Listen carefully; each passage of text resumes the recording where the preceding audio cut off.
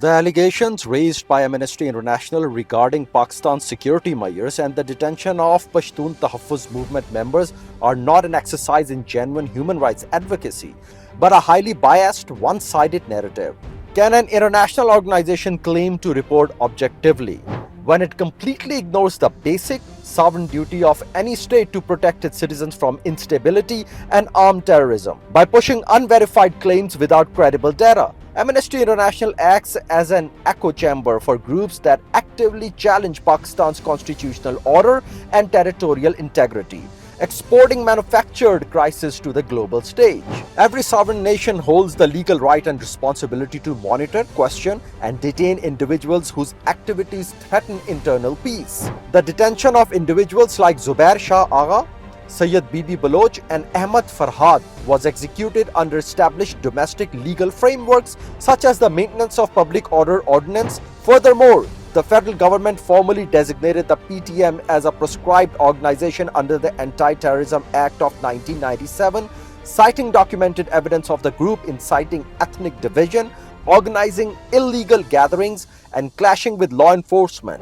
Labeling these lawful preventive actions as arbitrary is a deliberate distortion of the rule of law. One of the most glaring blind spots in Amnesty's report is its total refusal to acknowledge where many of the so-called missing persons actually end up. While Amnesty paints every routine security screening as an enforced disappearance, security forces have repeatedly presented evidences from Khabar and Balochistan showing that a significant portion of these individuals have voluntarily crossed borders to join violent terrorist camps. On numerous occasions, individuals' registers on missing persons listed maintained by the PTM and BYC have been killed in active gunfights while operating inside the training facilities of BLA, BLF or TTP.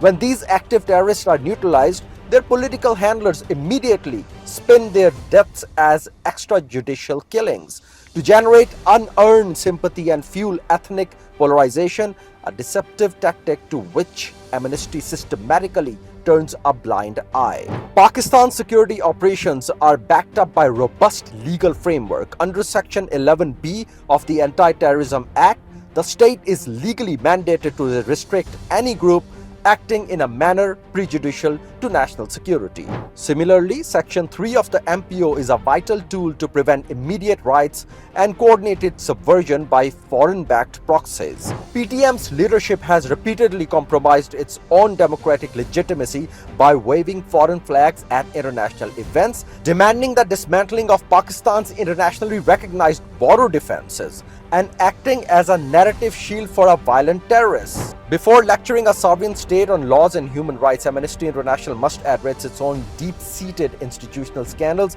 and historical bias. From its infamous backing of the fabricated Naira testimony, which helped build the narrative for the invasion of Iraq, to its soft, cautious tone when addressing major humanitarian crisis in Gaza against Israel, Amnesty's geopolitical double standards are clear.